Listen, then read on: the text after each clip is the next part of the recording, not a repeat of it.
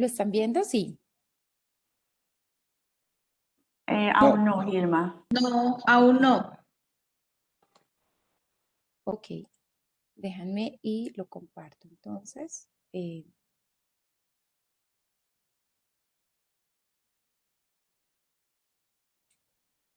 Ahora ¿ahí lo sí. están viendo? Sí.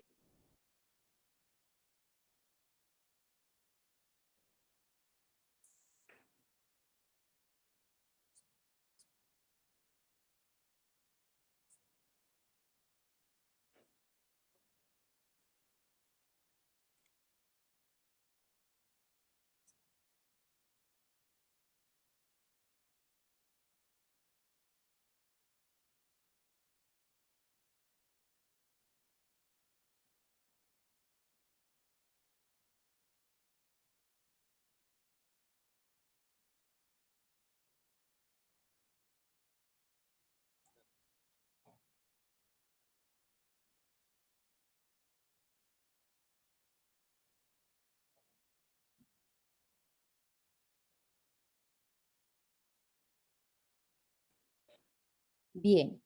Entonces, esto es como un pequeño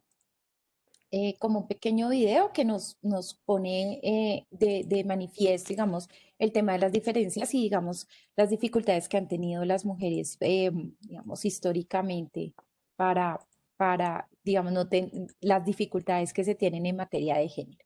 Bien, vamos a continuar. Ahí, no sé si están viendo ya mi pantalla. La vemos. Ok, perfecto. Bueno, ¿cuáles son las diferencias? ¿Cuáles son las diferencias que hay entre hombres y mujeres? Es, digamos, como la primera pregunta que nos hacemos cuando empezamos con estos temas de género. ¿Cuál es la diferencia entre sexo y género? Y eso es muy importante porque hay que tener digamos, hay que tener la claridad sobre esto.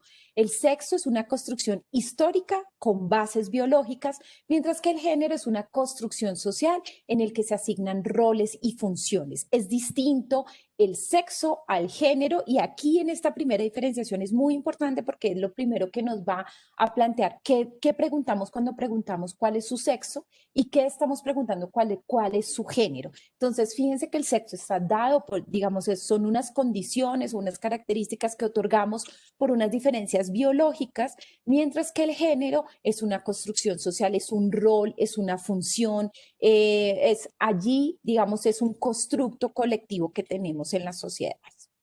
Y cuando hablamos de igualdad y cuando hablamos de equidad, también es importante diferenciarlo. No es lo mismo cuando hablamos de igualdad de género, porque por supuesto, digamos, todos los seres humanos hemos tenido, digamos, una igualdad, por ejemplo, frente a la ley, pero no una equidad frente a la ley. Y esto es bien importante. Esta imagen que ustedes ven a su mano izquierda, es bien importante y es bien diciente. No es lo mismo las acciones afirmativas para lograr la igualdad que las acciones afirmativas para lograr la equidad. No es lo mismo porque no todas las personas están en las mismas condiciones, no todos tenemos esas mismas condiciones poblacionales, territoriales, de contexto social, político o económico.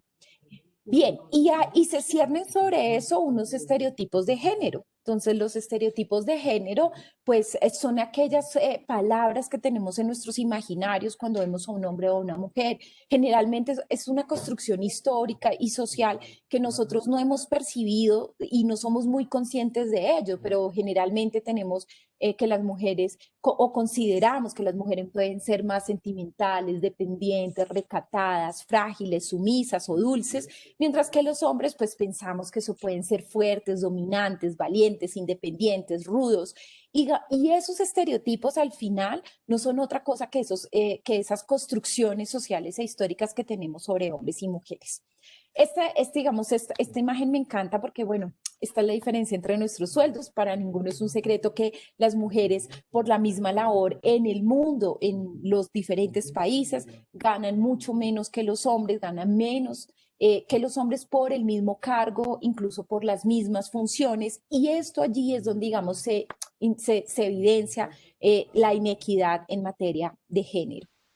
Bueno, pero además del género, necesitamos también colocar esos análisis de género, también es importante colocarlos en su justo sentido en el contexto, en los contextos poblacionales, en los contextos territoriales, en los contextos económicos, sociales, culturales o políticos. Y allí es bien importante, digamos, contar, digamos, y ponerlo en situación. Entonces es muy importante también cuando analizamos temas de género analizar la interseccionalidad, que no es otra cosa que ese contexto situado de la población, que es ponerse en la situación del territorio, de la población, y reconocer que no hay una sola interacción, sino hay muchas interacciones. No solo está el género, está la edad, está la orientación sexual, está la educación, está el estatus, está la clase, están las mentalidades, está la cultura, está la etnia, están las religiones, está la experiencia, está el tipo de trabajo, está la propia historia de las personas.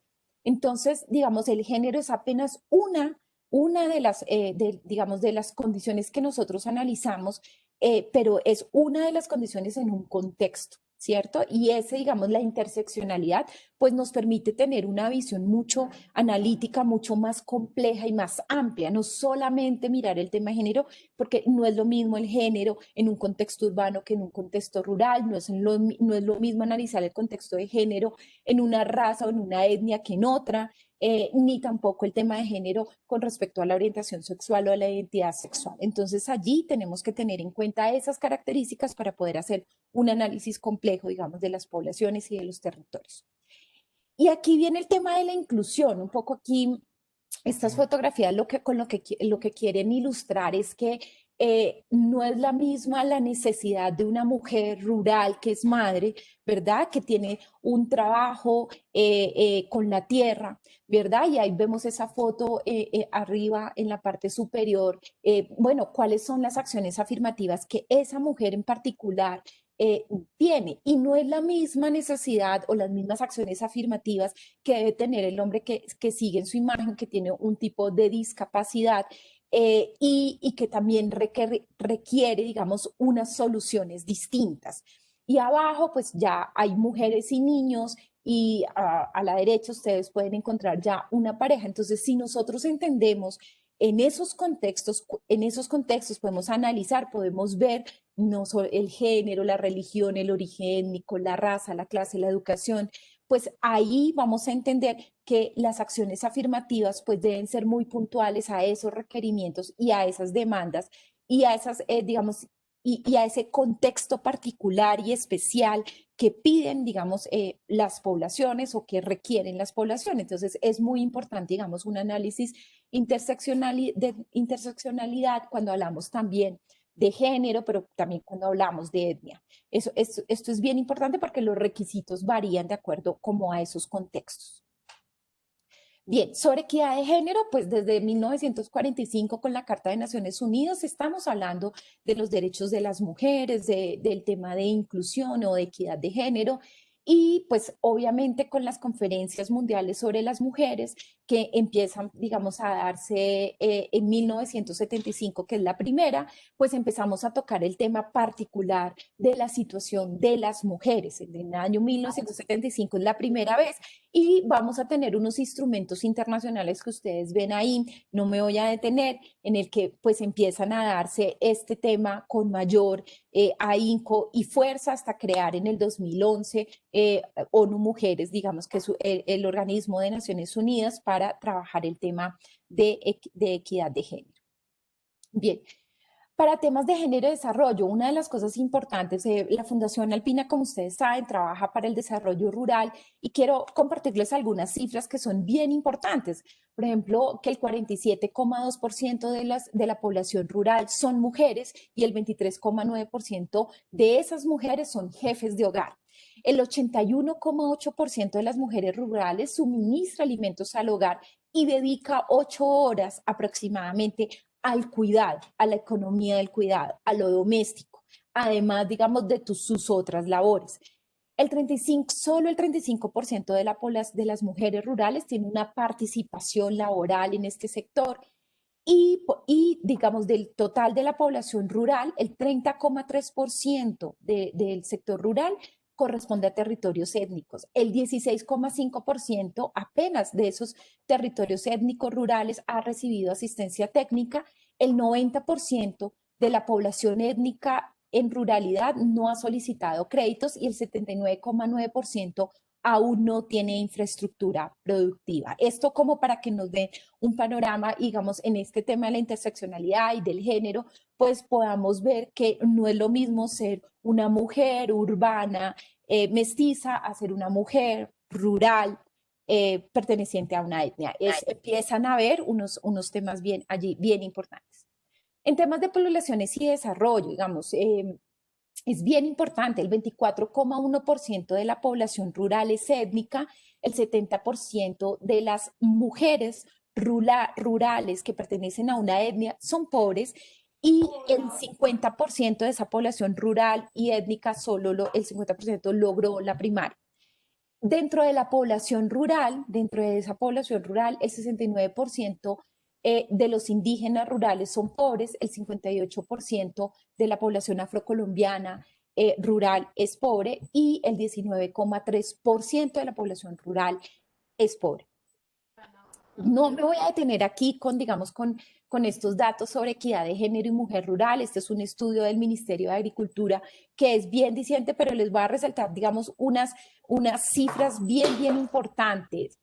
Por ejemplo, el 40,7% de las mujeres rurales se dedican a actividades agropecuarias, mientras que el 56,6% se dedican a servicios financieros o sociales o a la industria de manufactura. Fíjense que siendo mujeres rurales, la mayoría de ellas se dedican a otros tipos de servicios dentro del tema rural.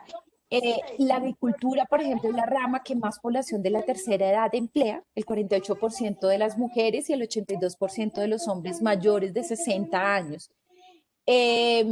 Bueno, el 79% de las UPAs de mujeres productoras tiene al menos tiene menos, perdón, de 5 hectáreas y el 7,3% de las mujeres productoras han recibido asistencia técnica frente a un 10,3% de los hombres.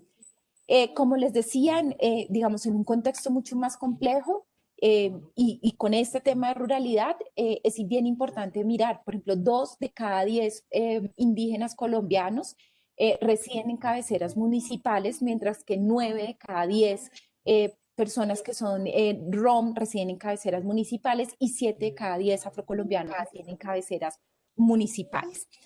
El 70% de la población afrocolombiana tiene entre 15 y 64 años. Es un dato bien interesante, mientras que y el 30,6% de la población afrocolombiana es pobre por IPM.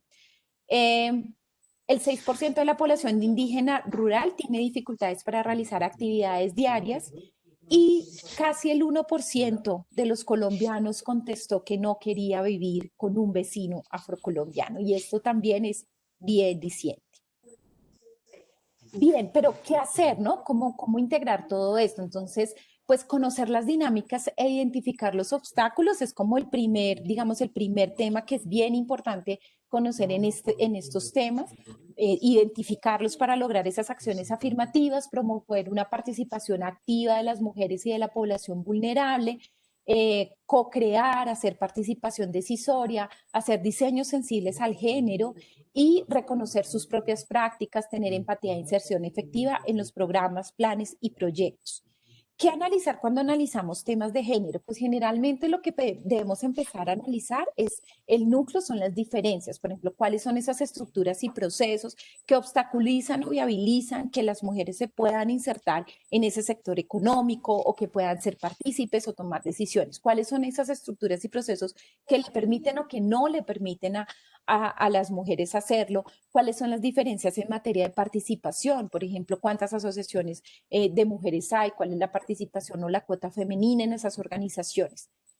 Luego, ¿qué evaluar, no? Entonces, claro, hay que evaluar las diferencias. No es lo mismo el impacto que tiene un programa, un proyecto, una política o un programa sobre hombres y mujeres. ¿Cuál es ese impacto de esa obra, de infraestructura, de ese proyecto? ¿Cuál es ese impacto que tiene sobre los hombres y cuál es el impacto que tiene de las mujeres? Y ahí vamos a ver que ya empiezan a haber diferencias en esos impactos, tanto positivos como negativos. Lo otro es evaluar la reducción de esos desequilibrios, ¿no? y pues por supuesto empezar a generar cambios adicionales. Finalmente, analizar el tema de empoderamiento en dos perspectivas, el tema de equidad, qué tan, digamos, la inserción efectiva, cuáles son la perspectiva y en temas de inclusión, realmente cuánto se provee realmente cuotas, por ejemplo, diferenciales entre hombres y mujeres, cómo dedicamos, cuáles son los recursos exclusivos o dedicados solos a temas de género, cómo, digamos, cómo logramos equilibrar esos desequilibrios que ya de hecho existen. Y hay como una sugerencia, digamos, de unos niveles para la equidad de género e inclusión social. Un nivel 1 es acciones que permitan reconocer, identificar e incluir la voz de las mujeres, la voz de la población. Entonces, ese nivel 1 es un tema de reconocimiento, de identidad, digamos, de lograr eh, hacer un reconocimiento, este reconocimiento de esos desequilibrios y esas desigualdades. Un nivel 2 en materia de empoderamiento, que ya es cuál es el nivel en la toma de decisiones que logran las mujeres sobre las decisiones estratégicas, y un nivel 3 de transformación, que es cerrar ya brechas de desigualdad. Un ejemplo de ellos en temas de mujeres rurales y que hemos tenido como resultado de la evaluación de los proyectos en la Fundación Alpinos, que por ejemplo generalmente las mujeres rurales, toman decisiones sobre el gasto diario.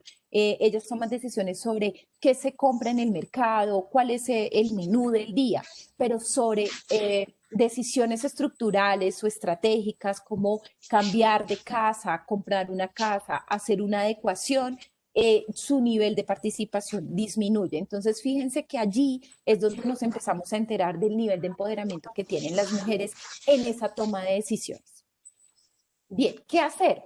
Pues aquí hay como digamos, unas posibilidades. Lo primero es identificar.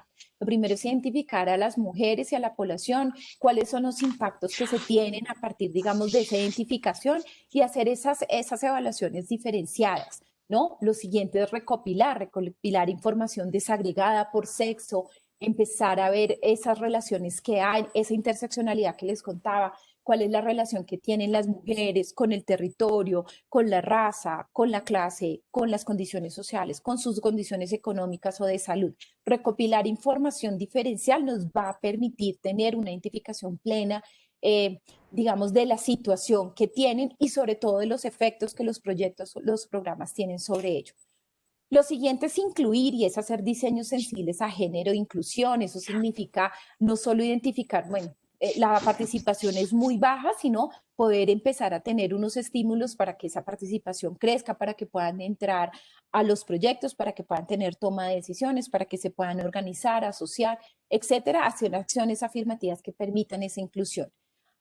Hacer acciones afirmativas que puedan superar esos obstáculos que se han identificado y cerrar esas brechas de desigualdad. Y finalmente evaluar. Evaluar permite de una u otra forma tomar decisiones con base en evidencia. Bien, pero con este tema de la inclusión, pues es también importante garantizar los derechos fundamentales de los grupos poblacionales, de los diferentes grupos poblacionales, no solo la inclusión de las mujeres, sino la inclusión de las etnias, la inclusión de las personas con capacidades distintas. Entonces, eso es bien importante, desestructurar los estereotipos. La mujer es débil, el hombre es fuerte, eso no lo hacen las mujeres, lo hacen los hombres. La inclusión efectiva económica, social y cultural y política de esos diferentes grupos poblacionales, y por supuesto y el reconocimiento, ¿no? Reconocer que históricamente han tenido unas desventajas estructurales pues que no les han permitido obviamente tener unos logros importantes en estos sectores. Bien, digamos, para reflexionar, hablar un poco de la violencia basada en género. Este es el iceberg de la violencia de género. Hay una violencia visible, que es en este ejemplo del iceberg, pues es evidente, ¿no? Hay una violencia visible que es el homicidio, el feminicidio, la agresión física, el abuso sexual, el gritar, el insultar, el amenazar, la violencia física es visible, pero hay unas violencias invisibles, en una violencia basada en género que no es visible, y que también tenemos que empezar a identificar el humillar, el despreciar, el ignorar, el chantaje emocional, la culpa, ¿no? El culpabilizar, el humor sexista, el controlar. Y en digamos, más abajo, pues hay unos temas de micromachismo, de anulación o de lenguaje sexista, que también hace parte de esa violencia basada en género, que son formas sutiles de violencia que no son fáciles de reconocer o identificar.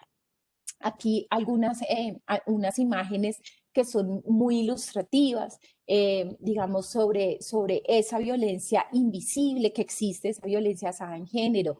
Cuando intentas, digamos, el humor parece un chiste, pero no lo es.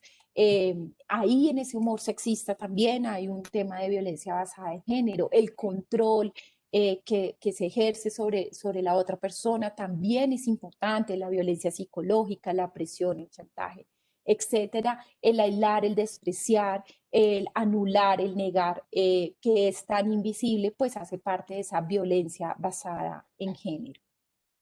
Bien, ¿qué hacemos en la Fundación Alpina con este tema de empoderamiento femenino? Bien, pues nosotros a partir, digamos, del modelo de gestión de conocimiento, pues hemos decidido evaluar todos los proyectos, hacer una sistematización de la experiencia, es decir, las narrativas, la memoria de los proyectos, una transferencia de conocimientos que tenemos, investigar e innovar. Hacer investigación aplicada, por supuesto, nos permite empezar a identificar, a reconocer y poder tener un valor agregado, y todo esto con base pues, en nuestra teoría de cambio. Entonces, en materia de empoderamiento femenino, hacemos lo siguiente: aportamos a la autonomía económica de las mujeres, que es uno, digamos, de los factores angulares en este tema de diferencias por razones de género. Promovemos habilidades, las que llaman habilidades del siglo XXI, habilidades blandas, negociación, resolución de conflictos, comunicación asertiva. Abordamos el tema de la economía del cuidado también, y ahorita les voy a contar cuáles son como unas apuestas muy precisas ahí, pero reconocemos que hay una economía del cuidado que no se reconoce, que es todo este trabajo doméstico que se le asigna a las mujeres y pues que no es remunerado, y que si tienen un trabajo pues es un doble trabajo. Y la violencia basada en género, por supuesto, que las mujeres puedan identificar cuáles son actos de violencia basada en género, que puedan prevenir esa violencia, y cuando son víctimas de la violencia, que puedan reconocer cuáles son las rutas de atención a esa violencia basada en género. Y finalmente, para lograr el empoderamiento, pues es incrementar los niveles de participación de las mujeres en la toma de decisiones no solo chiquitas, sino también grandes, en las estratégicas, en las fundamentales, en que puedan tener esa libertad de poder realmente tomar decisiones de manera libre. Que lo puedan hacer. Entonces, digamos, esas son las 5 acciones que la Fundación viene trabajando. Algunos datos sobre las mujeres participantes de los proyectos en la Fundación Alpina: el 44% de nuestros participantes son mujeres, el 23% de ellas son jefes de hogar. Se ha incrementado en un 88% el acceso a medios de producción por parte de las mujeres, y sus ingresos han aumentado hasta un 110%. Solo el 14% de las participantes que llegaron a los proyectos habían recibido algún tipo de asistencia técnica, y logramos obviamente incrementar esa cifra en el 100% de quienes entran a los proyectos, y el 100% de ellas lograr que tengan una inclusión financiera. El 21% de las participantes que llegaron a los proyectos contaban con autoproducción de alimentos. Eso lo hemos venido incrementando al 100% de las mujeres participantes, y por supuesto tener una asesoría pertinente, especializada para acceso a mercados. Por supuesto, acá que todas puedan conocer qué es la violencia basada en género, las rutas para su atención, y incrementar el ejercicio de su liderazgo en los diferentes espacios en los que ellas pueden hacerlo: sectorial, gremial, económico, social o político. Lo importante es, digamos, la iniciativa que tengan, y ahí hemos tenido una gran experiencia, pues porque al final esos encuentros de mujeres terminan siendo muy provechosos para, pues digamos, porque terminan ellas movilizándose, participando y abriéndose cada vez más espacios para la gestión. Bien, y una de las cosas pues, que ha sido la apuesta de la Fundación en este tema, y es la medición. ¿Cómo medimos ese empoderamiento femenino? Entonces, estamos haciendo a través de tres herramientas.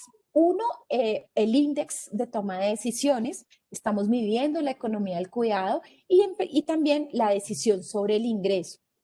Entonces, en el índice medimos el nivel de participación de las mujeres en la toma de decisiones. ¿Cuáles son ese nivel de la toma de decisiones que ellas tienen en el hogar, en el consumo, en los gastos, en las opciones reproductivas, entre otras? En el tema de la economía del cuidado, estamos promoviendo la distribución de las actividades domésticas entre todos los miembros que habitan el hogar y medimos las horas y días dedicadas a las actividades domésticas, promoviendo que haya una reducción en la dedicación a esas horas. Remuneración por actividades domésticas y participación de espacios sociales, gremiales y públicos. Y finalmente, la toma de decisiones sobre sus líneas productivas y la destinación de esos ingresos que ellas logran con los proyectos. Entonces, digamos, con este grupo de acciones de medición, que además no son solamente medirlo, sino que detrás de ello hay un grupo de actividades de acciones afirmativas, pues le estamos apostando al empoderamiento femenino. Bueno, mil y mil gracias. Gilma, muchas gracias por tu intervención. Tenemos una pregunta, pero le propongo a Tatiana que una vez podamos escuchar a la Fundación WW, podamos retornar a la pregunta. Soraya, bienvenida. Natalia, bienvenida. Voy a compartir para yo.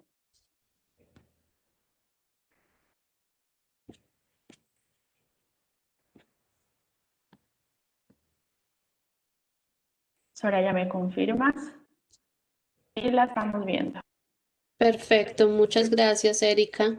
Bueno, buenos días a todos y todas. Pues primero agradecerles el estar aquí, permitirnos este espacio y obviamente poder compartirles parte de nuestra experiencia trabajando en la reducción de brechas de desigualdad de las mujeres. Como ustedes saben, la Fundación WW tiene por objetivo precisamente este tema de reducción de brechas de desigualdad.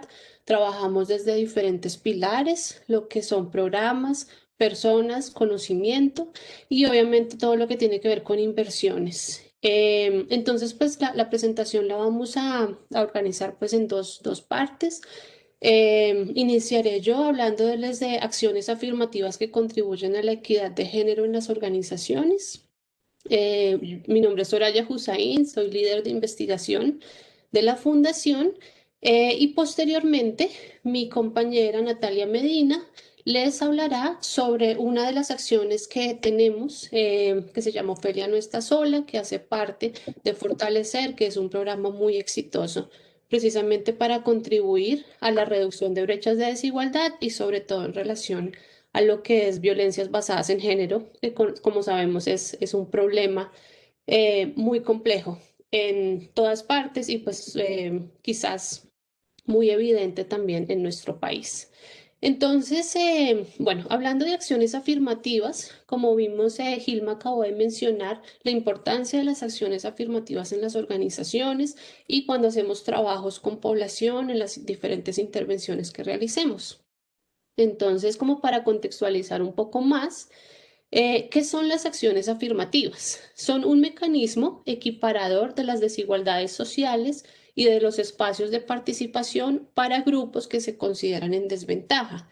Este concepto, digamos que surge en Estados Unidos precisamente para lograr equiparar esas condiciones sociales de los grupos que se considera que están en desventaja, entendiendo que esta desventaja es una construcción social que hemos a lo largo de la historia, digamos que empezado a fortalecer. Y aquí es donde empiezan a surgir, digamos que ciertos grupos minoritarios que se consideran claramente en desventaja por todas esas condiciones sociales que ya vamos a hablar un poco más al respecto.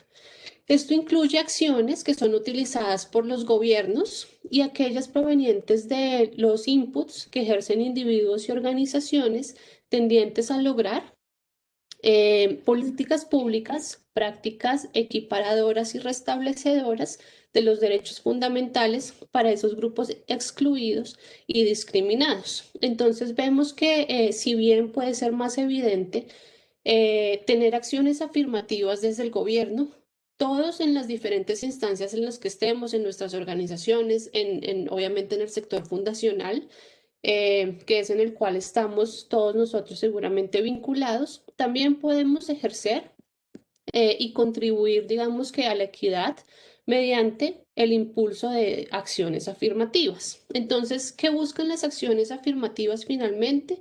Promover el cumplimiento de aquellas normas destinadas a a una equiparación real entre hombres y mujeres, la eliminación de las desigualdades y el restablecimiento de derechos fundamentales que contribuyan a la equidad. Como vemos, es un concepto, digamos que amplio, y en ese sentido ha sido trabajado desde diferentes instancias. Siguiente, Erika, por favor. En la legislación colombiana, este concepto también aparece. Y pues aquí les presento un apartado de la sentencia C-371 del 2000 del magistrado ponente Carlos Gaviria, donde menciona que las acciones afirmativas designan políticas o medidas dirigidas a favorecer a determinadas personas o grupos, ya sea con el fin de eliminar o reducir las desigualdades de tipo social, cultural o económico que los afectan con el fin de lograr que los miembros de un grupo subrepresentado, usualmente un grupo que ha sido discriminado, tengan una mayor representación. Entonces, pues esto también lo vemos incluido en la legislación colombiana.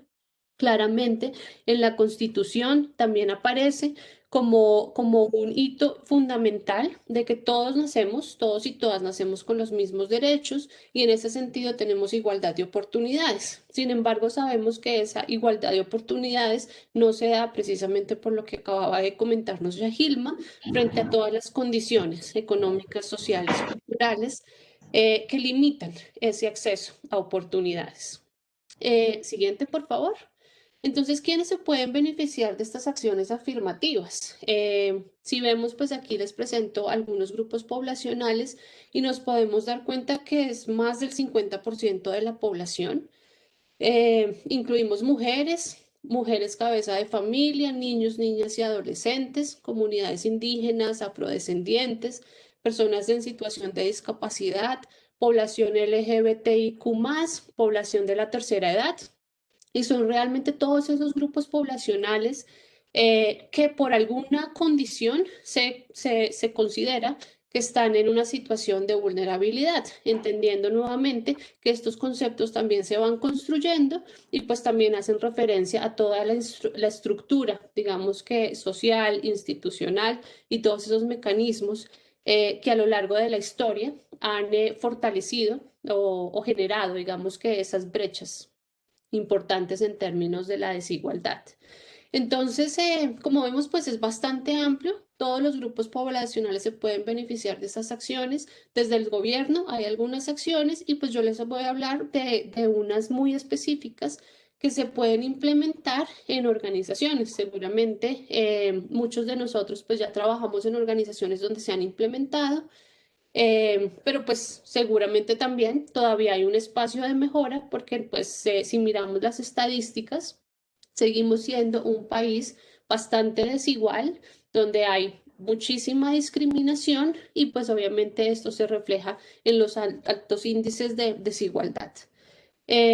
Siguiente, por favor. Entonces, les voy a hablar sobre 6 acciones afirmativas que podemos incluir en las organizaciones. Obviamente, pues este es un tema bastante amplio.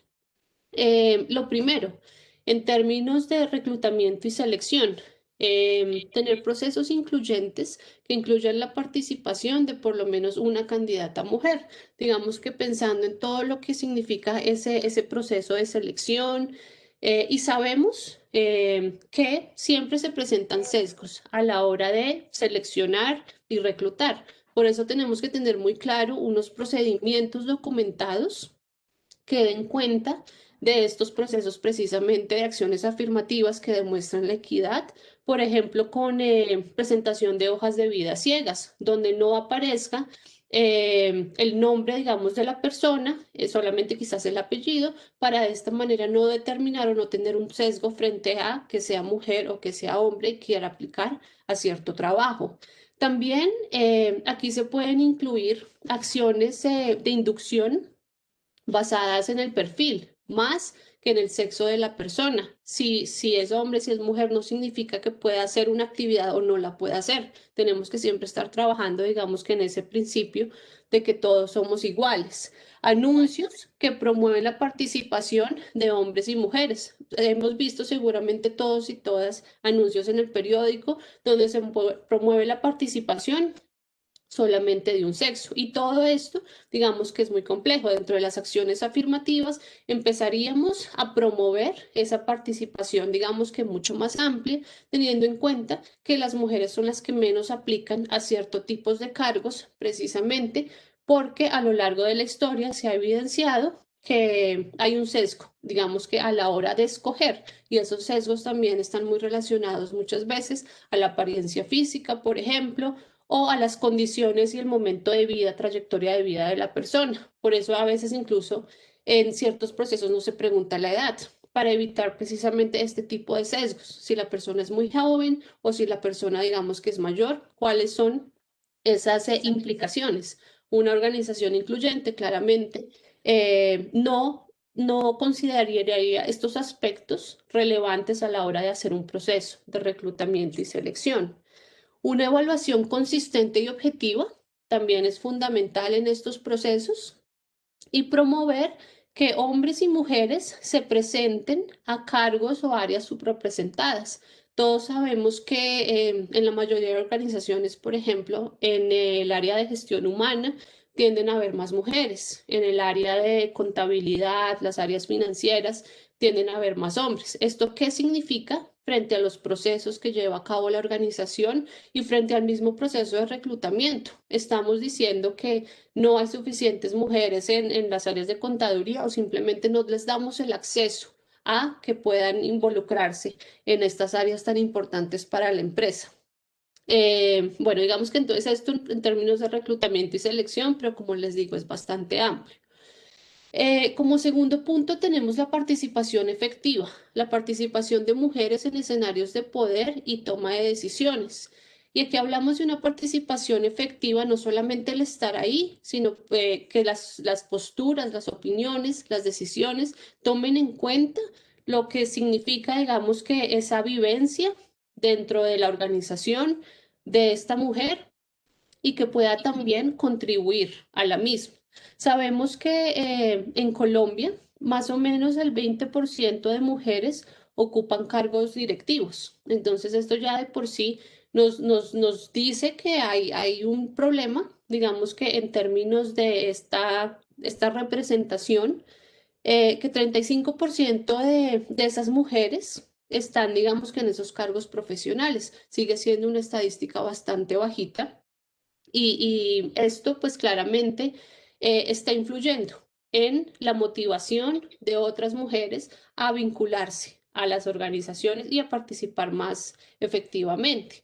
Digamos que una de las acciones que hacemos en la fundación, por ejemplo, en términos de nuestras beneficiarias, 80% de nuestras beneficiarias son mujeres. Si bien trabajamos en la reducción de brechas de desigualdad de las mujeres, claramente nos enfocamos también en las necesidades de ellas y poder generar programas de capacitación, de acompañamiento muy dirigidos a lo que significa emprender para una mujer hoy en día.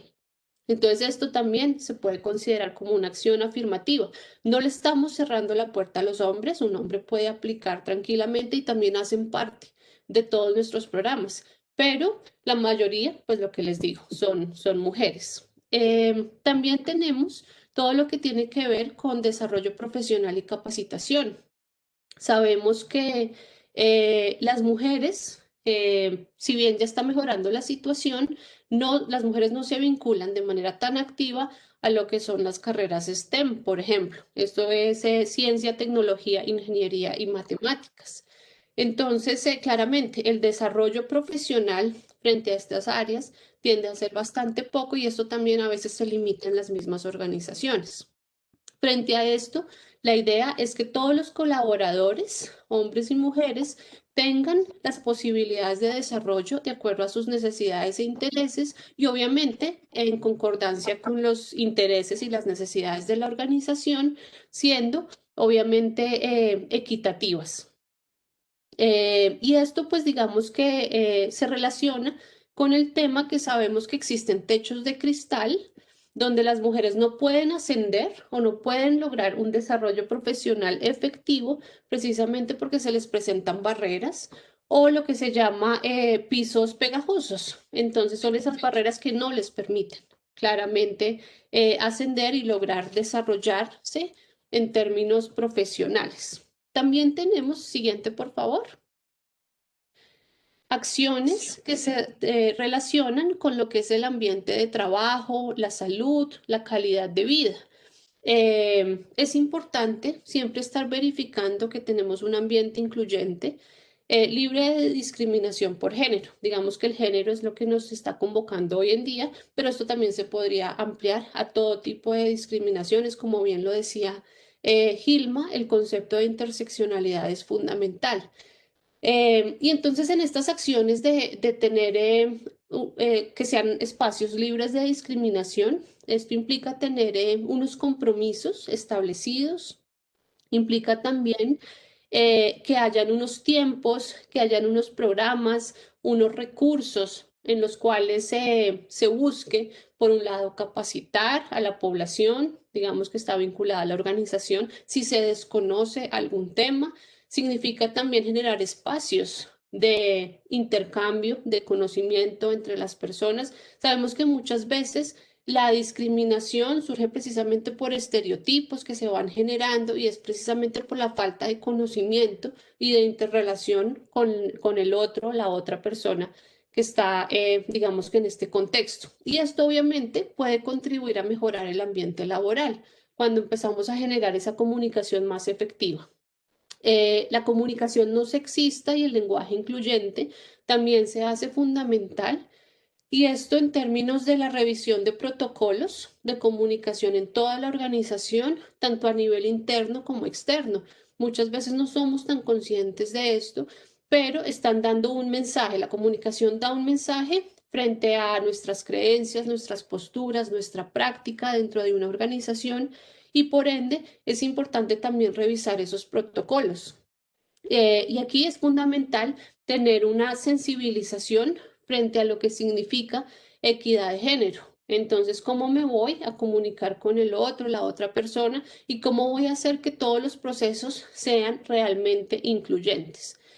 Y bueno, como último punto, también está esa conciliación entre la vida personal y laboral, propiciar esos canales para que todos y todas las colaboradoras o beneficiarias, como en el caso de la fundación, puedan conciliar sus necesidades particulares en términos del tiempo, las actividades que realizan, el trabajo, las capacitaciones, el hogar.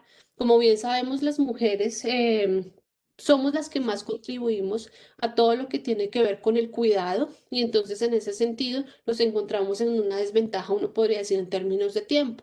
¿Qué podemos hacer desde las organizaciones, por ejemplo, para facilitar esos procesos y que no se tenga que tomar una decisión entre la vida personal y la vida laboral, que muchas veces las mujeres nos vemos obligadas también a tomar una decisión y a dejar uno por el otro? Esto, digamos que algunas alternativas que se mencionan son los horarios flexibles, permisos, teletrabajo, entre otros, pero pues obviamente todo esto tiene que estar también muy alineado con el core de la organización, con esos protocolos, obviamente está muy alineado con lo que son los recursos, porque pues digamos que no siempre se puede, pero sí empezar a generar esas estrategias para que se pueda conciliar y de esta manera, pues sabemos que los colaboradores, las colaboradoras estarán mucho más alineados también con el objeto de la organización y mucho más también conscientes y contentos de estar ahí. Siguiente, por favor. Entonces, ¿cómo incluir esas acciones afirmativas en una organización? Gilma también lo mencionó rápidamente. Siempre pues pensar en proponer. Las propuestas siempre nos permiten pensar y revisar qué podría ser, digamos que en términos de las capacidades de la organización.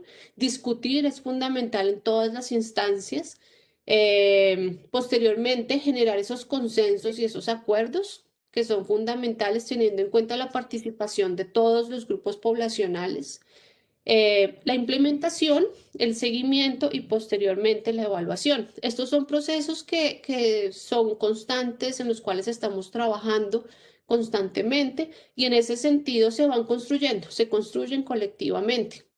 Entonces, para una organización, generar estas acciones afirmativas y mirar si realmente están funcionando o no, constantemente tenemos que hacer estos procesos de evaluación y obviamente pues todo esto también va alineado con todos los procesos que pues lideran a las áreas de gestión humana, la parte jurídica y pues obviamente el contexto, que es bien particular. Siguiente, por favor. Y pues bueno, sabemos que las organizaciones que incluyen acciones afirmativas obviamente tienden a proteger y garantizar los derechos de las mujeres. Permite esto reducir las brechas entre hombres y mujeres y puede promover la igualdad de género, que es algo en lo que tenemos que trabajar. Bien sabemos que esto también está, digamos que dentro de todos esos instrumentos internacionales, nacionales. Y esto permite, digamos que pensándolo desde la organización, lograr mayores niveles de crecimiento, de reconocimiento, consolidar estructuras que fortalezcan la democracia, avanzar en prácticas que contribuyan al desarrollo sostenible y obviamente estar generando toda esta transformación social que es lo que queremos desde las diferentes organizaciones, tener un impacto y más digamos que desde fundación, donde sabemos que tenemos que contribuir a la reducción de brechas de desigualdad de las mujeres.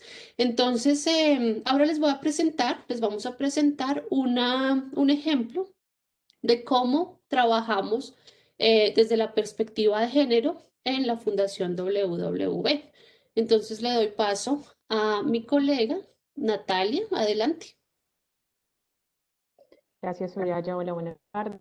Mi nombre es Natalia Medina. Como comenta Soraya, la idea es contar un poco lo que hace la Fundación en perspectiva de género, enfocándonos en uno de nuestros ejemplos, que es Ofelia Anastasio. Como menciona Soraya, la Fundación trabaja desde tres pilares. Uno es el pilar de personas, otro es conocimiento y otro es negocios. A través del pilar de personas promovemos el desarrollo de capacidades empresariales. A través del conocimiento generamos de calidad a través de proyectos de investigación y también a partir del Fondo Fundación WW para la investigación, donde lo que hacemos es otorgar becas a maestrías, doctorados y grupos de investigación para la generación de conocimiento alrededor de las problemáticas, desafíos y contextos de las mujeres rurales en relación con el emprendimiento. Y por parte de negocios, lo que hacemos es impacto social con perspectiva de género. Y en este caso vamos a enfocar en el pilar de personas. Siguiente, por favor. Donde el componente de fortalecer. Fortalecer es un programa que tiene como objetivo tener herramientas que promuevan la equidad de género y que permitan a las personas reflexionar su relación con ellas mismas y con su entorno. Y esto lo hacemos a través de talleres, charlas, eventos y servicios como el consultorio jurídico que tenemos en alianza con la Universidad Javeriana de Cali. Y desde ahí desarrollamos, digamos, varias actividades. Pero puntualmente, hablarles de la estrategia Ofelia no está sola, que nace en un contexto, como lo mencioné, en el que las violencias basadas en género empiezan a ser mucho más evidentes, donde el impacto de estas violencias empiezan a, digamos, a convertirse en un problema social, empieza a llamar la atención de muchas instituciones del Estado y empieza a ser visible de todos estos datos alrededor de las violencias que sufren las mujeres, como los que se presentan en la diapositiva. Entre esos, la ONU calcula que 1 de cada 3 mujeres y niñas ha vivido algún tipo de violencia a razón de su. Y en ese contexto, la Fundación, trabajando específicamente con mujeres con ese enfoque, decide lanzar en 2018 la Estrategia de Prevención y Atención a Violencias de Género, socializando y entregando el manual de atención de Ofelia no está sola. Este manual, esta estrategia de prevención, consiste en una historieta, ahí donde se presenta la historia de una mujer que se llama Ofelia, que sufre violencia basada en género en un contexto familiar, y a través de esa historieta se presentan los pasos de la ruta de atención que está vigente en el país. Y estos son 3 pasos: salud, protección y acceso a la justicia. Y estos tres pasos lo que le permiten a las personas es saber, bueno, cuál es esa ruta de manera mucho más práctica y con los números de atención vinculados a cada uno de estos pasos, cómo acceder a esta ruta. La Fundación lo que ha querido con esta herramienta no es solamente entregarla como información que quizás se pueda perder entre miles de papeles o que se pueda quedar simplemente perdida en algún lugar. Lo que la Fundación quiere hacer es una socialización cuando se entrega este material. Entonces, lo que hemos venido haciendo es entregar este material a través de una metodología de teatro para desprevenidos, a través de una obra de teatro foro. Lo que hacemos es invitar a las usuarias de la Fundación a esta obra de teatro foro y en esta obra pues, pueden participar, una vez se acaba la obra, pueden participar cambiando lo que hacen los personajes, se pueden convertir ellas en un personaje de la obra y pueden, digamos, tomar decisiones distintas alrededor de esa situación de violencia basada en género que se presenta en la obra. Y con esto logramos que las personas estén mucho más cercanas a lo que son las violencias basadas en género y tomen esta información que la Fundación les brinda, digamos, de una manera mucho más receptiva. Luego de que se termina, la Fundación presenta nuevamente los pasos y se entrega el manual. Y esta estrategia ha tenido, digamos, un gran impacto y hemos empezado a tener entidades aliadas, pero de igual forma no queríamos entregarle a las entidades aliadas el manual para entregar adelante, por decirlo de esta forma, sino que hemos empezado a generar estrategias de este manual con aliados. Y dos de esas estrategias es una a través de la videonovela, que tiene diferentes finales, se entrega al final de esta videonovela el manual de Ophelia no está sola, y una tercera forma es a través de un curso virtual que en este momento estamos piloteando desde la Fundación, que tiene 4 módulos que en 5 semanas, y este módulo está dedicado a personas orientadoras. La idea es que una vez se tome este módulo, se entregue el manual de Ofelia, podamos, digamos, tener todo el contexto bajo el cual estas violencias de género se dan y tener, digamos, muchas más herramientas para la entrega de este contenido. Hasta el momento, la Fundación ha entregado alrededor de 20.300 manuales. En 2018 y 2019 se entregaron a 1.166 personas participantes de la Fundación, de la Ruta Yaru. Y en la estrategia de divulgación con aliados, como les contaba, son 20.300 manuales con 8 referencias de distintos municipios. Les contaba que este manual tiene directorios de todas las entidades que remitirse para cumplir con la ruta. Entonces, hasta el momento en 2019 teníamos Cali, Jumbo, Florida, Candelaria, Palmira, Pradera, Buenaventura y Bogotá. Y en este año, en el 2020, tuvimos una alianza con la Consejería Presidencial para la Equidad de Género y ampliamos mucho más la capacidad de esta oferta de la Fundación y ahora tenemos alrededor de 54 directorios que tienen atención de 54 municipios y 10 departamentos del país. Y lo que les queremos contar aquí es que nosotros iniciamos con este manual Ella no está sola como una estrategia, digamos, pequeña a través del manual, y esto ha venido desplegándose digamos que en varias ofertas, como que reconocimos la importancia de atender estas violencias basadas en género que cada vez se hacen más evidentes en nuestra población usuaria y empezamos a generar una estrategia de género mucho más robusta en la que tenemos un primer paso de sensibilización a través de lo que ya les contaba y ahora una cuestión más de profundización dando cursos virtuales alrededor de desigualdad que afectan a las mujeres, alrededor de las violencias basadas en género y todo esto como no solamente para nuestras personas usuarias, sino para personas orientadoras que trabajan con mujeres.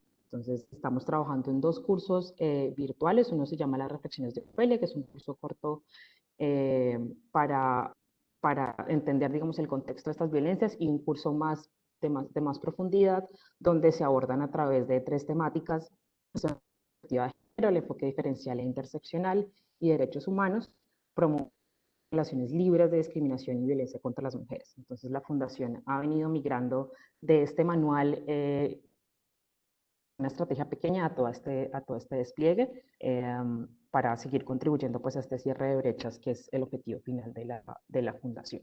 Eso era lo que les queríamos contar por parte de la Fundación. Creo que ahora se abre un espacio de preguntas.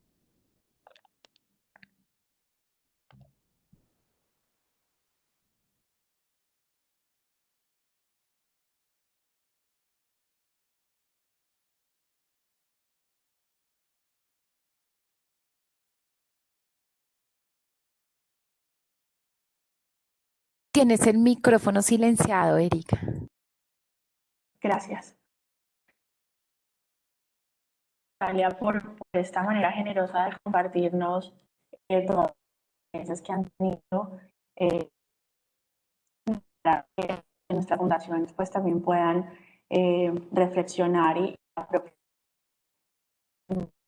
este tema. Yo creo que entonces tenemos 25 minutos todavía de espacio.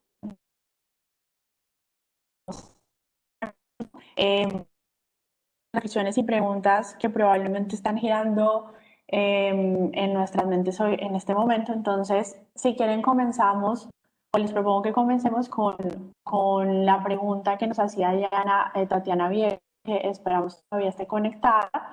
Esta pregunta para ti, Gilma, en especial, y ella decía que cuando hablas de 100% de inclusión financiera, ¿a qué te referías? Bueno, hay diferentes niveles de inclusión financiera, pero digamos que las mujeres que participan de los proyectos de la fundación logran, digamos, algún tipo de inserción financiera desde los grupos autogestionados hasta una inserción con algún servicio financiero. Entonces, pues eso sí se da, digamos, por niveles, de acuerdo a lo que ellas también desean, quieren o promueven. Y entonces se hace el tema de inclusión financiera. En este caso, ellas tuvieron grupos autogestionados y algunos servicios financieros. Gracias, Tatiana. ¿Es tu pregunta o estaríamos ok? Dime. Bueno, usted un comentario de José Fernando. Él dice y hablar de la violencia de género que sufren las mujeres trans. Considero que también se que en ocasiones las mujeres trans son ignoradas de todos estos temas. Muchas gracias. Sí, sí, José Fernando, definitivamente yo quisiera ahí como contar. Oh. Sí, definitivamente es un tema invisibilizado y también es muy importante hablar cuando hablamos de inclusión o equidad de género, no es lo mismo cuando hablamos de inclusión o equidad para las mujeres. Y esa pequeña diferencia del lenguaje ya significa mucho porque no es lo mismo hacer una inclusión de mujeres, por ejemplo, o promover la equidad de las mujeres a promover la equidad de género, que como lo señalé, pues el género es una construcción social, es un tema de autorreconocimiento y de identidad, en donde pues todos los géneros deben ser reconocidos e incluidos y hacer acciones afirmativas, digamos, para los diferentes géneros. Entonces, no hablamos de la violencia particular que sufren las mujeres trans, que entre otras cosas es bien complicado, bien difícil, además invisible y que se ha puesto últimamente en las mesas, sino también hablar de que el lenguaje también es incluyente, ¿no? Entonces no es lo mismo hablar de equidad de mujeres, equidad para las mujeres, que equidad de género, que es un reconocimiento a todos los géneros y a los géneros en los que cada uno, cada cual, pues decida tener. Sí, para complementar un poco lo que dices, Gilma, completamente de acuerdo contigo. Creo que estos son retos que tenemos, que son fundamentales, tenemos que seguir trabajando. Quizás es mucho más visible lo que estamos haciendo frente a esa inclusión de las mujeres, digamos como ese primer grupo poblacional que decíamos. Pero como les mencionaba en algún momento, las acciones afirmativas realmente pues cobijan a gran parte de la población y ahí claramente están incluidas todas estas diversidades de género, donde sabemos que tenemos mucho por hacer y esto también pues obviamente responde a toda nuestra historia, a nuestras concepciones. Sabemos que somos un país bastante conservador, entonces aquí tenemos que hacer unos procesos de capacitación, digamos que desde la base, desde el hogar, para poder también transferir esto a todos los programas externos que se realicen. Y también quisiera complementar un poco frente a la pregunta de Tatiana. Para la Fundación WW, el tema de inclusión financiera también es muy relevante, es muy importante. Nosotros, pues como bien saben, la fundación es dueña del Banco W y en ese sentido se trabaja precisamente para poder capacitar a la población frente a lo que significa la inclusión financiera. Sabemos que tenemos también unas brechas bastante altas en nuestro país frente a este tema. Tenemos que capacitar, tenemos que ser mucho más conscientes de la importancia de esa inclusión, pero también tenemos que ser conscientes de los retos que esto supone. Digamos, por ejemplo, para nuestras emprendedoras y emprendedoras. La inclusión, la formalización puede también suponer unos retos por los cuales tenemos que ser pues precisamente conscientes y tomar, digamos que unas acciones que no terminen siendo pues contraproducentes para el negocio o para la persona y digamos que su bienestar. Es algo en lo cual también tenemos que trabajar muchísimo. Poco a poco se están haciendo avances en términos de esa inclusión y pues obviamente quisiéramos contribuir de manera más efectiva. Y Ujú. yo Soraya, quisiera muchas agregar gracias. también que en la Fundación Alpina, una de las estrategias, digamos, que tenemos en esta materia es que las intervenciones y las acciones se hacen, no son solo con las mujeres, sino con su familia y la comunidad, porque a veces lo que hacemos es dirigir, digamos, el conocimiento solo a las mujeres y la reducción de la violencia basada en género parte también del reconocimiento de que ellos y ellas todos reconozcamos, todo el grupo familiar y la comunidad puedan reconocer también qué significa violencia. Entonces, esas intervenciones grupales pues son bien estratégicas para lograr esto. Listo. No sé si alguien de los participantes quiere hacer una reflexión, si quiere puede levantar la mano o habilitar el micrófono para hacer alguna reflexión antes de que sigamos con la pregunta que está en el chat.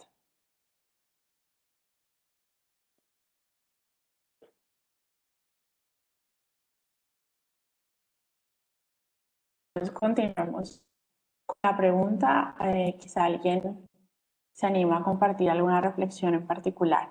¿Existe alguna propuesta de sensibilización al sector empresarial con respecto a la equidad de género?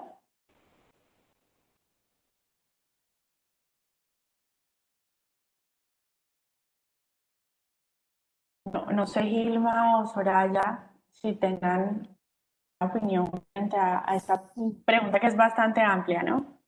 Claro, lo que pasa es que como estamos en el sector fundacional, digamos, yo creo que todas las fundaciones, digamos, o no todas, pero al menos la Fundación Alpina tiene, digamos, esta propuesta de empoderamiento, autonomía económica de mujeres en especial, y de promover el tema de equidad de género. No sé si en el sector empresarial, digamos, pero entiendo yo que en el sector empresarial también existen unas iniciativas bien importantes digamos, de parte de nosotros en el sector de fundación empresarial, sí tenemos, digamos, toda esta estrategia de sensibilización, de promoción de la equidad de género, de la interseccionalidad, digamos, de la inclusión en todos los proyectos y programas. Para nosotros es el enfoque diferencial que agrupa de una u otra forma todo este tema de inclusión étnico, racial, de clase, etario, y de género, por supuesto, lo tenemos dentro de todos nuestros proyectos, está transversalizado y allí, digamos, hay una apuesta bien importante.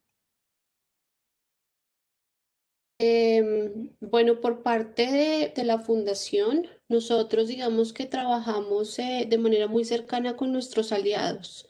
Y entonces en ese sentido, también generan, digamos que estas charlas, una sensibilización, unas discusiones frente a estos temas, porque queremos que pues claramente nuestros aliados conozcan y estemos alineados a la hora de generar intervenciones con la población. Entonces hemos trabajado con diversas organizaciones que nos ayudan, digamos, a gestionar, sobre todo por la cercanía de ellos con los beneficiarios, las usuarias. Y en ese sentido se hacen ejercicios pues de sensibilización. Sí, un poco lo que menciona Soraya, ahora que les hablamos de oferta y está con la Consejería Presidencial para la Equidad de Género, fue a través de alcaldías de más de 10 de más de 254 municipios donde se llevó esta oferta de la Fundación y a pesar de que nuestra no es como suplantar al Estado, es una de las cuestiones que tenemos claras fundación. Sí, la idea es trabajar de la mano pues de las organizaciones, de las entidades del Estado que tienen mucha más presencia y más alcance en todos estos temas para llevar el que tiene disponible la fundación y en alianza poder ir haciendo estos cambios. Y para complementar también, como bien lo decía Natalia, nosotros estamos muy abiertos a continuar este proceso. Con Ofelia no está sola. Entonces, si hay algún interés, digamos que en poder generar una sensibilización en alguna organización, pues podríamos también revisarlo a futuro, porque pues entre más personas sepan, digamos, de esta iniciativa y la podamos aplicar, claramente estaríamos contribuyendo a esta transformación social que todos queremos. Perfecto. ¿Alguien más quisiera tener un espacio para comentar alguna reflexión que ha surgido después de esta hora? ¿Una pregunta? Hola, muy buenos días, ¿me escuchan? Escuchamos. ¿Quién habla? ¿Catalina? Angélica Díaz de la Fundación Alvaralis. Bienvenida, te escuchamos. Muchísimas gracias. Bueno, pues un gusto, muchísimas gracias por abrir este espacio maravilloso donde podemos pues compartir como todas estas iniciativas que se están llevando a cabo. Bueno, pues yo fui la persona que hizo la pregunta acerca de la sensibilización en el sector empresarial y lo hago específicamente porque, pues desde la Fundación Alvaralis nosotros llevamos a cabo programas de empleabilidad, ¿cierto? No tenemos como tal definido como el lineamiento del enfoque de género dentro de la empleabilidad, pero nos hemos enfrentado fuertemente a esto porque tenemos un 95% de participantes del género femenino dentro de los programas que tenemos en la fundación. Y pues hemos tenido un impacto bastante fuerte al encontrarnos que pues el sector empresarial todavía tiene de alguna forma muy marcada este tema, de alguna manera discriminatorio con el género femenino, no solo por género, sino también por edad, por experiencias. Bueno, estamos con población joven de 18 a 30 años de edad, entonces el tema de las experiencias también pues ha repercutido como de forma, podríamos llamarlo negativa, en estos procesos de contratación, pero poniéndolo en el enfoque de género, nos encontramos con que hay algunos cargos o sectores empresariales en los cuales las contrataciones al género femenino son muy difíciles. Entonces, por eso era como mi pregunta de si existen como iniciativas desde nosotros como fundaciones que se estén preocupando por generar como estas conversaciones, estas charlas en las que de pronto podamos mostrar así con evidencias, con cifras, con datos, eh, cuáles son esos índices que necesitamos empezar como a mermar, a disminuir, y qué se puede hacer como para empezar a tener en cuenta este personal femenino, porque nos encontramos con que de ese 95% de mujeres, el 80% son madre cabezas de familia, de hogar. Entonces, pues digamos que por eso era mi pregunta. Y pues esto era más bien como un comentario de las experiencias que hemos vivido como fundación, pues con los sectores empresariales. Muchas gracias. Vale, gracias Angélica. Muchas gracias. Bueno, desde la Fundación hacemos dos cuestiones cercanas a esa pregunta que tú tienes, una a través del componente de negocios, y es que invertimos en negocios perspectiva de género. Entonces, les proponemos a los negocios disminuir estas brechas que hay en la contratación, en los salarios, cada vez más las empresas trabajan por este cierre de brechas en cuestiones de género y la Fundación a cambio de eso apoya como en la inversión de este tipo de empresas. Y una segunda cuestión que realizamos es a través de la área de programas donde vinculamos a personas emprendedoras con empresas medianas o empresas grandes, mostrando como la posibilidad y las garantías que hay de contratar a estos pequeños emprendimientos también liderados por mujeres. Entonces lo que hacemos es tender ese puente entre entre medianas y grandes empresas con microempresarias, un poco incentivando esta contratación de emprendedores. Esas son, digamos, dos de las líneas que tiene la Fundación guiadas a la empleabilidad en términos generales.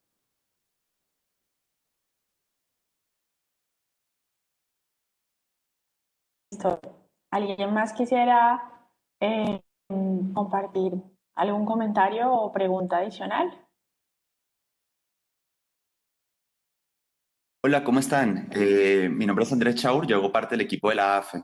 Quería hacer una breve pregunta especial para Angélica y Natalia.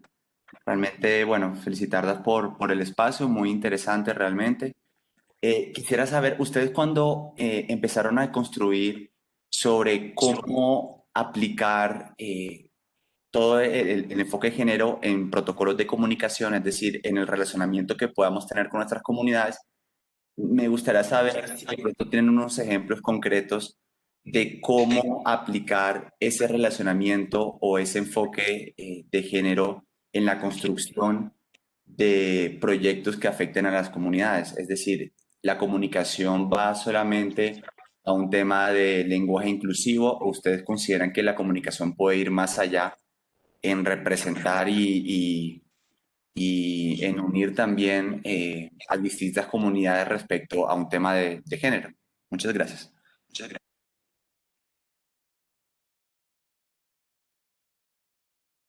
Vale, yo creo que inicialmente tendría con el reconocimiento de necesidades particulares de las mujeres. Y eso implica que en el inicio de los proyectos o programas que se quieran realizar con que cuenta las necesidades de las mujeres, lo que piensan las mujeres, y desde ahí construir también la comunicación y los objetivos de los proyectos. Digamos que eso sería un primer paso. El reconocimiento también de la necesidad cuando hablamos de mujeres en poco lo mencionaba ahorita alguien que tiene que ver con las diversas formas de ser mujer y cómo eso se representa no solamente en el lenguaje, sino también en que se ponen en los proyectos, en los ejemplos que se dan, en las problemáticas que se abordan. Creo que desde ahí también tiene que haber una inclusión mucho más amplia de lo que entendemos por esta gran categoría de mujeres.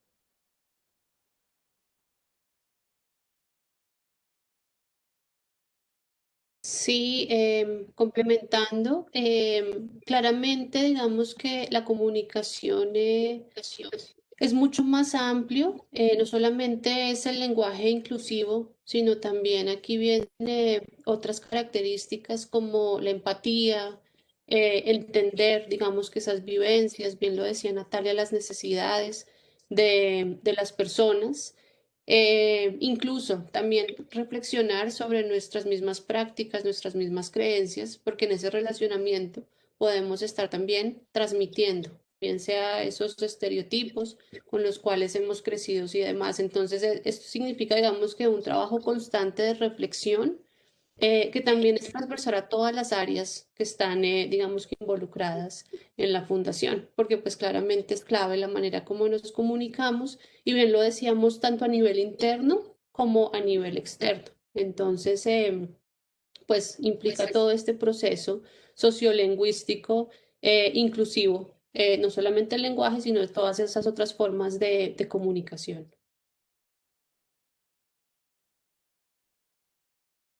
Listo. Creo que no tenemos preguntas adicionales en el chat y tampoco manos levantadas para comentarios o reflexiones. Entonces, creo que podemos cerrar. En especial un agradecimiento a Gilma, a Natalia y a Soraya por todo el esfuerzo para el espacio. De verdad, muchas gracias. Muy ajustado a lo que hacemos y a lo que hacen las fundaciones. Decirles que les enviamos vía correo electrónico las presentaciones y cualquier sugerencia que tengan, pues en el correo les comparto también toda la información de Gilma, Natalia y Soraya, pero también el equipo de la APE muy atento a cualquier reflexión adicional, sugerencia sobre el espacio, pero también sobre esta temática que nos atañe a todas. Entonces, pues feliz día y muchas gracias a todos por su participación. Vale, no, muchas Muchas gracias gracias por a el todos y espacio, todas. gracias a mis compañeras también. Erika y a todo el equipo. Gracias. Gracias, que estén muy bien. Gracias, Eduardo. Buen día. Gracias. Chao, chao.